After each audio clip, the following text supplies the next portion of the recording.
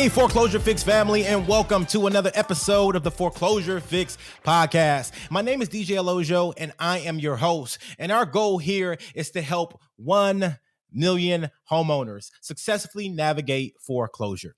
And if that mission resonates with you, I want you to do me a favor. Please like, subscribe, or share our content with someone who you know it can help. You can definitely check us out at www.theforeclosurefix.com for more information and more resources. With that being said, y'all, when I say I am fired up, when I say I'm excited, as my boy Cholet likes to say, when you say I'm vibing high, y'all, I am pumped up because I have in my hands, ladies and gentlemen, the first official copy of our new book called The Foreclosure Fix. 12 proven steps to beat the bank, escape foreclosure, and turn your property into a profitable asset. I am thrilled with the work that has went into this book and has gone into creating this guide for homeowners who find themselves in a situation that they never expected. And I would be remiss if I didn't take this moment just to send a big thank you to our Foreclosure Fix community and all the homeowners who have taken time to talk with me and work with me over the years and share their stories, and to my family who allowed me the grace to be able to step away and to write when I probably should have been spending time with them or going and taking my daughters to swimming competitions and things like that. And so I'm just so grateful for everybody who just extended their grace and who extended their hearts over the last year and a half or so as I endeavored to document and create this guide for homeowners who find themselves in a really tough situation. And so with that being said, I want to dive into the 12 steps that homeowners need to take if you are facing foreclosure. And these are the 12 steps that I outline in the book in great detail, but I want to hit them at a very high level for you right now so you understand exactly what you need to do and the things you need to be thinking about in this season if you are facing foreclosure. Before I do that, though, one of the things in the book that is near and dear to my heart that I really want to share with you is my prayer for the readers of this book. And my heart's desire is that those who come in contact with this book, that this prayer will help you and lift you up in a challenging time. And it just says, Heavenly Father, please give the reader of this book the wisdom to know what to do in their situation and the courage to do it. Please remind them that they are loved immensely and that this difficult season will pass. Regardless of what happened in their life, let them know that you are for them and not against them, and that better things are coming their way. Restore their confidence, renew their hope, bless and keep them. Shine your face upon them, be gracious to them, and give them peace. Amen. Hey, y'all, that is my hope for anybody who picks up this book, who is in a foreclosure situation and who wants a way out, is that you will know that better days are coming for you. And so with that, let's dive into what the 12 steps are to deal with a foreclosure situation. The 12 proven steps are: number 1, reinvent your mindset. And when I say reinvent your mindset, you have to think differently. I know sometimes we get that woe is me mentality, but you're not the only one facing foreclosure. There are tons of people facing foreclosure. You're not alone. Tons of people are in situations where they're stressed about finances, and it's not just you. So it's so important that you reinvent your mindset and come to this with a can-do mindset, not with a woe is me mindset. So reinvent your mindset. The next thing you need to do is become seasonally selfish. And what I mean by being seasonally selfish is we had a podcast episode on this in around maybe about August of 2023 that talked about being seasonally selfish. And what that means is that taking time out for yourself in this season to really focus on the things that are most important to you. And that means that you may have to step back from some of your obligations, some of your civic duties, some of your relationships to really be able to focus in on dealing with your foreclosure situation.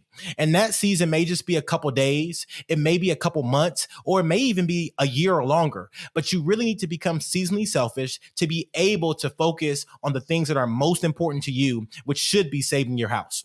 The next thing is understand the bank's lingo and motivation. I talk to so many homeowners who have no clue what's going on. They don't understand if it's the first mortgage foreclosing or the second mortgage foreclosing. They don't understand what the bank means by a demand letter or what even the foreclosure process really is. Some people actually believe that if their house goes through the foreclosure process, they still own it. And it just boggles my mind sometimes. So really understanding what the bank's legal and the definitions and terminologies for foreclosure. But then the other side is understanding what the motivation is of the bank. And that motivation is not to take your house. As I've said time and time before on this podcast, the bank does not want your house. The bank wants your money. I'll repeat that so it sinks in. The bank does not want your house. They want your money. If you have ever looked at an amortization table, you will see that most of your payments, especially at the front of your loan, are pretty much mostly interest. And so the bank wants that huge interest payment coming in month after month after month after month. They don't want your house. Houses are difficult. Houses are different. They're not the same. Each one has its own quirks and quagmires. And so it's so important that you understand the bank does not want your house. Now, the bank will take your house if you don't pay them, but they don't want your house. Step number 4 is evaluating your financial position. I talk to tons of homeowners who don't know how much money they have. So when they are proposing solutions to the bank, they're proposing those solutions without a good understanding of exactly how much money they can bring to the table to help rectify their foreclosure situation or to maybe even pay off the bank. And so it's so important that you understand where you are financially. You need to go through and really understand how much money you're making every month, how much money is going out every month, and where you may have extra margin to be able to solve the foreclosure situation you find yourself in. And so understanding your financial position. Next is identifying your property condition and value. The other thing that I see a lot is people have no clue what the value of their property is. And with the onset of technology, with real estate agents out there, with investors out there, there are so many different ways to get a really good value of your property. And understanding how to do that is so critical to being able to pick the best strategy or solution for you if you are facing foreclosure. So identifying your property condition and value is next. The step number 6 is you need to recognize that you are a fat, juicy target. I'm going to repeat this. You are a fat, juicy target if you are facing foreclosure. I read an article recently that just talked about how much money Walmart lost and how much money was scammed via their gift cards during this last holiday season. And the number, I think, was over $1 billion. And it may even have been $1 trillion, I forget. But the key is that there are scammers scamming even the best and biggest companies like Walmart, let alone little old people like me and you who don't have attorneys on staff, who don't have thousands of employees. So if Walmart's getting scammed, it's so easy for a regular individual to get scammed. And there, unfortunately, are unscrupulous people out there who make their living every day scamming people. And so you need to recognize if you're facing foreclosure, you are a target for a scam because they know you're in a vulnerable position. They know you're looking for a solution, and they want to take advantage of that. They want to capitalize on all the myriad of emotions that you have in this season. And so recognize you are a fat, juicy target. That's step number 6. Step number 7 is you need to make a decision. Make a decision to keep your house or let it go. See, one of the keys of the Foreclosure Fix solution is that I don't care what you decide to do. My goal is that you do what is best for you in this season. And that sometimes is keeping your house, and that sometimes is letting it go. But the big factor that you have to understand is that you don't have all the inputs. You don't have all the keys at your disposal if you don't evaluate the options available to you. So how can you make an informed decision if you don't have the complete process? So if you don't know the value of your property, how can you know if you should keep it or sell it? If you don't know if your property is appreciated by 100%, you didn't know you can refinance. So there's so many different off ramps when it comes to foreclosure that you can take. And I just want you to be aware of every one of them. And so the next step is making a decision to keep your house or let it go. Step number 8 is attempt to keep your home. Yes, I just told you I didn't care what you decided to do. I just wanted you to make the best decision for you. But I am biased in the sense that I think most of the times when I interact with people, they should keep their home they're in. And obviously there are exceptions to every rule, but oftentimes with where rental rates are right now, with the interest rates that different individuals have their current mortgages at, sometimes it makes very good sense for them to keep their home. Now, that's not in every case, but in a lot of cases it is. And I try to help homeowners do that. Step number 9 is know thyself and thy potential buyers. And what I mean by know thyself and thy potential buyers is that you need to know exactly who you are going to be marketing to if you decide to sell. And if you decide to sell, how do you get the most money? Are you dealing with realtors? Are you dealing with investors? Are you dealing with wholesalers? Who are you dealing with? And understanding all these different groups of people allows you to know how to act around them, allows you to know what information you need to divulge to them, and oftentimes allows you with the peace to know that you are making the right decision in this season. All right. Number 10 is pick your preferred profit strategy. Yes, I say pick your preferred profit strategy because there's so many different ways to profit from foreclosure. And we dive deep into that. So if you are going to sell your house, there's so many different ways to do it. You can sell it to a myriad of different people. So understanding what is the most optimal profit strategy for you is so important. Number 11 is you have to master the sales process. And if that is daunting to you and you're saying, DJ, I am not a salesperson. I don't want to sell anything. I don't even like to negotiate. I don't like to haggle. My price is my price and that's it. I understand that. I just want you to be aware that every day somebody is trying to sell you something, whether it's somebody selling you something on TV, whether it's your kids trying to get another dessert from you, somebody is pitching you, somebody is selling you something. And so just understand that and be aware of how to manage and navigate the sales process. The last chapter, which is the last step in the process, is expect the best, but prepare for the worst. When you are facing foreclosure, you need to have option A, B, C, D, E, F, G, LMNOP, all the way to Z. You need to have multiple options available to you. And so I really want you to expect the best, but I want you to be prepared for the worst. Because if for some awful reason the worst does happen, you are prepared for it mentally, financially, emotionally. All right. And so those are the 12 steps, y'all. The book is entitled 12 Proven Steps to Beat the Bank, Escape Foreclosure, and Turn Your Property into a Profitable Asset. And those are the proven steps that I've seen time and time again help homeowners navigate the foreclosure process. But one of the things we talk about on this podcast all the time is that our goal is to help 1 million homeowners successfully navigate foreclosure.